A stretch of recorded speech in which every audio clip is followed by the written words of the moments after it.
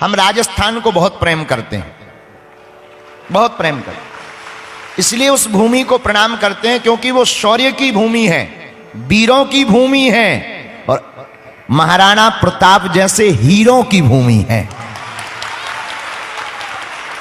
और राजस्थान वही राजस्थान है और महाराणा प्रताप वही महाराणा प्रताप है। और राजस्थान वो उर्वरा भूमि है जहां के पुरुष तो वीर होते ही हैं, वहां तो घोड़ा चेतक भी वीर होता है। वहां के घोड़े वीर होते, और घोड़े तो छोड़ो, महाराणा प्रताप का एक हाथी था, हम अभी पूछ रहे थे, उसका नाम राम प्रसाद। उस हाथी का नाम राम प्रसाद था भैया जी, महाराणा प्रताप के हाथी का। जब धर्म विरोधी अकबर ने महाराणा प्रताप पर हमला किया, हाथी राम प्रसाद जिस हाथी का नाम था उसे बंधन में ले लिया। 1 महीने तक धर्म विरोधी के घर का जल नहीं पिया, प्राण भले ही त्याग दिया। 1 माह तक जहां के पशु पक्षी भी कट्टर सनातनी हैं, उसी राजस्थान की भूमि से हमारे बड़े ही लाडले संतों के, बड़े ही लाडले ब्राह्मणों के प्रति बड़ी उदारता रखने वाले मेवाड़ के राजवंश महाराणा प्रताप के वंशज श्री लक्ष्यराज राजकुमार लक्ष्यराज सिंह जी भी आज आए हुए हैं।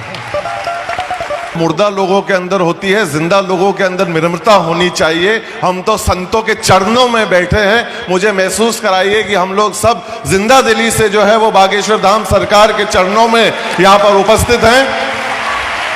और केवल यहाँ पर नहीं, प्रदेश को नहीं, देश को नहीं, पर दुनिया के अंदर आवाज उठाने के लिए आए कि हमारा सनातन धर्म जो है, हमारी युवा जो शक्ति यहाँ पर उपस्थित है वो पूरी तरीके से जाग चुकी है। हिंदुस्तान जो है, भारत देश जो है, केवल युवाओं का देश नहीं रहा, अब पूरी दुनिया को जगाने की तरफ बढ़ चुका है। और केवल हमारे संतों के आशीर्वाद की वजह से आज ये ताकत हमारे अंदर उपस्थित है। मैं मेवाड़ भूमि से आया हूँ।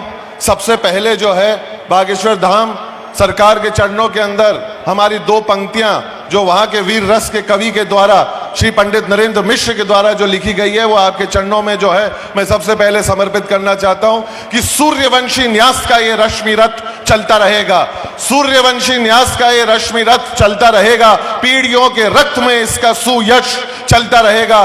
रीति रघुकुल की जो शिव से विरासत में मिली हो, आंधियों में वह दिया जलता रहा, जलता रहेगा।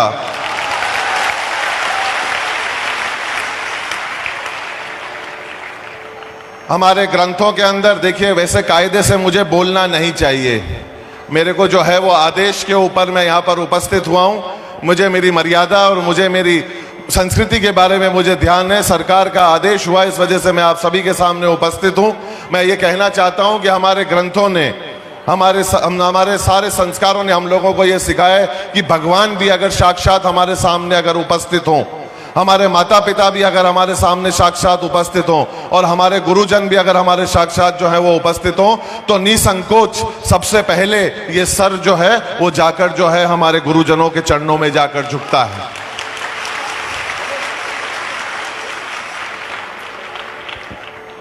आपने जो मेवाड़ के बारे में जो बात फरमाई और जो कहा, उससे मेवाड़ अभिभूत है, गदगद है, कृतज्ञ है कि आपने जो है मेवाड़ को ये दर्जा दिया। मेवाड़ के बारे में यहाँ पर जो लोग उपस्थित है, गुरु जी के आशीर्वाद से और गुरु जी के आज्ञा से मैं एक बात जरूर आप लोगों को कहना चाहता हूँ। अक्सर जो है वो राजाओं की जो है वो चर्चा की जाती है, उस परंपरा की चर्चा की जाती है। आज मैं आप लोगों को इससे बेहतर मंच और आशीर्वाद से जो है वो मैं कहना चाहता हूँ कि मेवाड़ ने जो है 1500 साल का इतिहास रहा है मेवाड़ का, और मेवाड़ जो है वो शिव के आराधक रहे हैं। वर्तमान में मेरे पिताश्री 76वीं पीढ़ी है जो विश्व की सबसे लंबी पीढ़ी चलती हुई आ रही है इस पूरी दुनिया के ऊपर। तब मैं इस बात को बड़े जिम्मेदारी से कहना चाहता हूं, तब मैं इस बात को आप लोगों के समक्ष रखना चाहता हूं कि मेवाड़ ने जो है वो राज परंपरा के अंदर कभी भी विश्वास नहीं रखा। अगर राजा कभी किसी को अगर मेवाड़ ने अगर माना है तो भोलेनाथ को माना है, शिव जी को माना है। एकलिंग जी को माना है, तब मैं इस बात को कहता हूं कि सत्य को सम्मानित करने की यह गाथा कभी मंद नहीं होगी। सत्य को सम्मानित करने की यह गाथा कभी मंद नहीं होगी। यह एकलिंग की ज्वाला है, मुट्ठी में बंद नहीं होगी।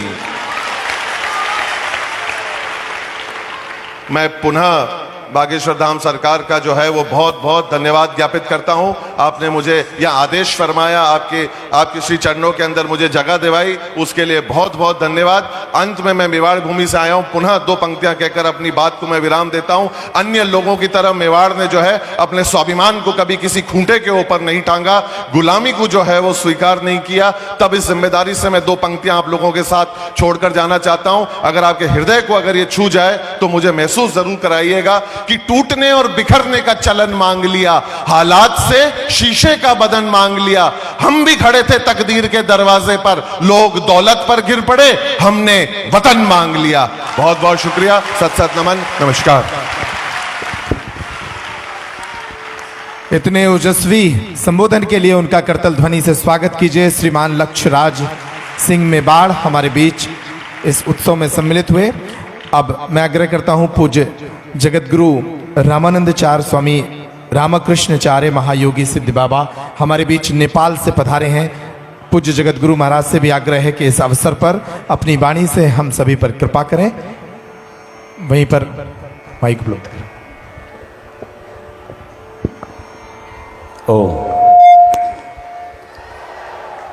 वंदे विदेहतनया पदपुंडरीकं कैशोरसौरभसमा ऋतयोगी